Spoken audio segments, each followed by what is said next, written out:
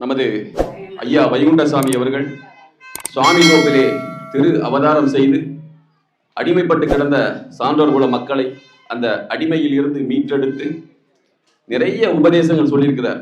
ஒரு புரட்சி துறவி அவர் சொன்னதுல ரொம்ப ரொம்ப எல்லாருக்கும் ஒரு பயன்படக்கூடிய ஒரு கருத்து என்னன்னா, அவரவர் புத்தியினால் கெட்டதற்கு பெருமாள் என்ன செய்வேன், புத்தியினால் கெட்டதற்கு பெருமாள் என்ன செய்வேன், புத்தியினால் கெட்டதற்கு பெருமாள் என்ன செய்வேன், புத்தியினால் கெட்டதற்கு பெருமாள்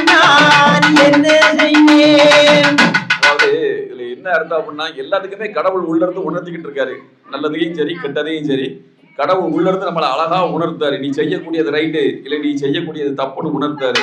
ஆனா அதெல்லாம் தாண்டி நம்ம இஷ்டத்துக்கு செஞ்சுட்டு அதனால வரக்கூடிய கஷ்டங்களுக்கு பெருமாள் நான் என்ன செய்வேன்னு சொல்லி ஐயா வைகுண்டர் ரொம்ப அழகா சொல்லுதாரு.